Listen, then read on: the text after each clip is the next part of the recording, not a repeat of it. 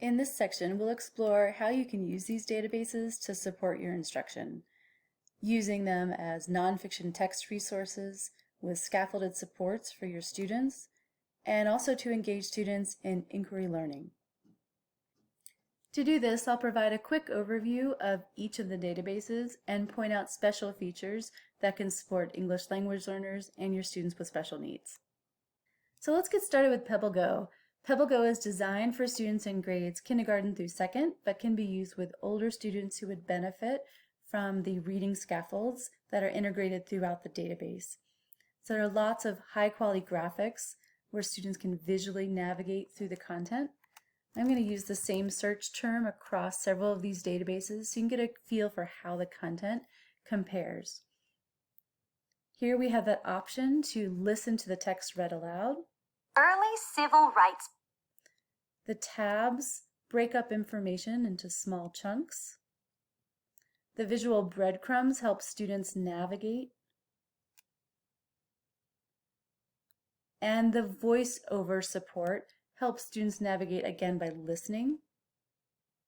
Benjamin Banneker. Charles Drew. And additional content includes timelines and also short videos to support comprehension. At the top of each article, you can see the Español button to easily toggle back and forth between Spanish content and English content. And the Spanish content is also read aloud in a native speaker's voice. Charles Drew nació en 1904 en Washington, D.C. Now let's explore the Britannica package of databases, starting with Fundamentals. Fundamentals is designed for our youngest learners, and the main features are ebooks that students can listen to and an interactive atlas. Britannica School Elementary is essentially an online encyclopedia that's continually updated by the Britannica company. So here, when I use Benjamin Banneker as my keywords, you'll see that the article is written at a more advanced reading level than the PebbleGo content. It can be read aloud and is highlighted while doing so. A man of many talents, Benjamin Banneker. There are images here down below, and often videos as well. Students can easily bookmark, email, cite, create a link, or send to Google Classroom these images, videos, and the article. So you have the same features here on the right. On the right, you also have the ability to increase font size just to create a more palatable visual chunk of information for beginner readers. And here, the globe feature is where you can translate. For example, we can translate into Arabic here.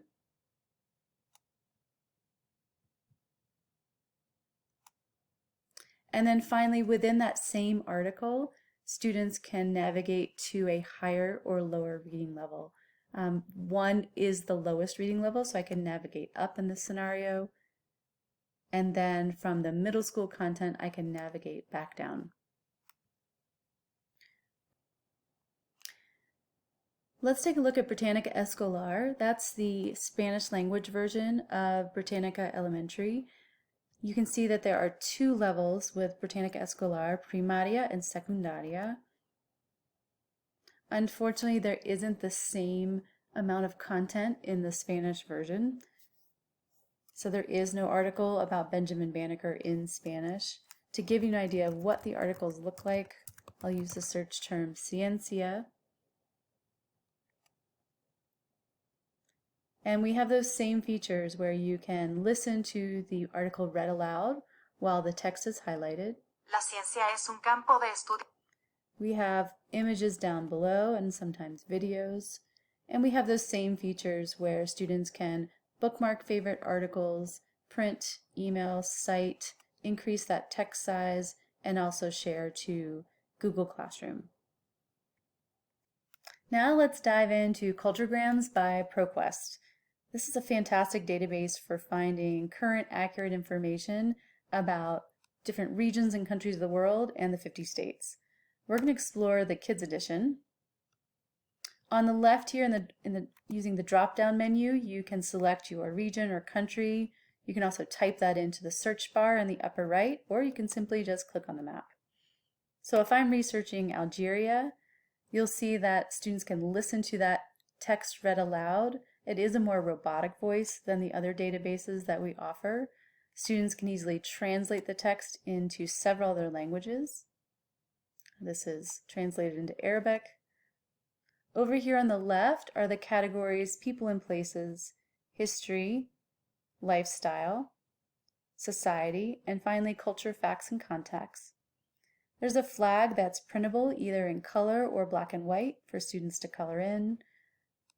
The infographic provides information about the average person in that region or country.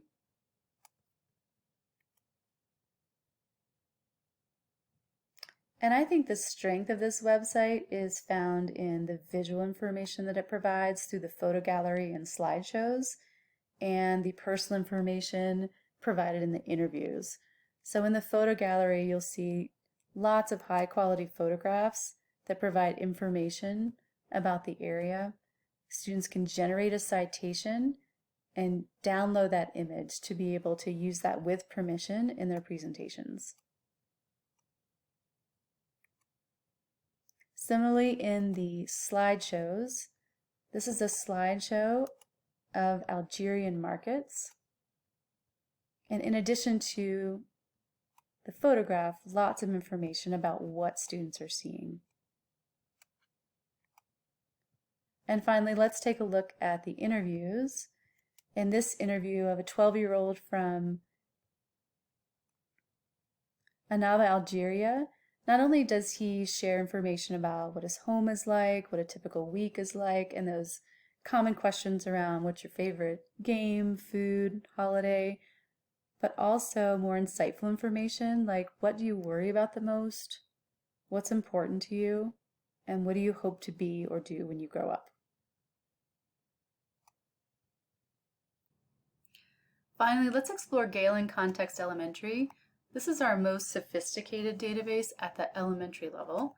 You'll see when I do a search for Benjamin Banneker, Gale will be pulling from lots of different sources. So in this particular search, we have results from a book, a newspaper, and then 6 magazine articles. These symbols on the left indicate the content level. So this is a content level 2 article.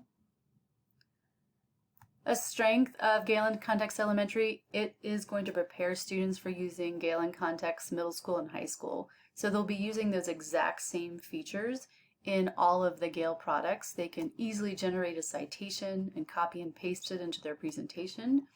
They can send the article to their Google Drive or via email. They can download, print. They can also grab a permalink and copy and paste it. And they can also create highlights and notes. Some additional supports that Gale provides in all of its products is the ability to be able to listen to the article read aloud. And by clicking on the gear feature, we can see some additional settings that students can use to support their learning.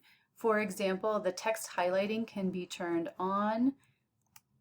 Students can select whether to highlight the sentence, the word, or both.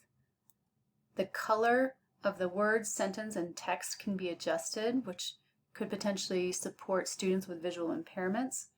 The enhanced text visibility can be turned on or off, and this is going to create a pop-up ribbon that will really bring that text forward. Here's an example of what that will look like. So as the text is being read aloud within the article, the pop-up ribbon appears below and simultaneously highlights and reads the text aloud.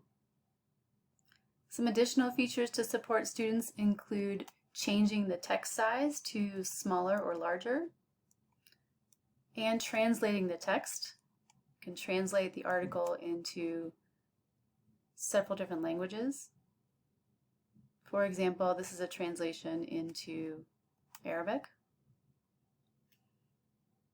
And then finally, you can also use the advanced search to find content at specific reading levels. So for example, if I'm searching for information about butterflies, I want to include documents that have images to support comprehension.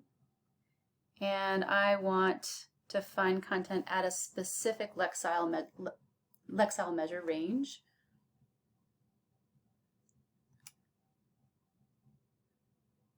And here you can see an example of what those results would yield. So that is an overview of all of our databases at the elementary level.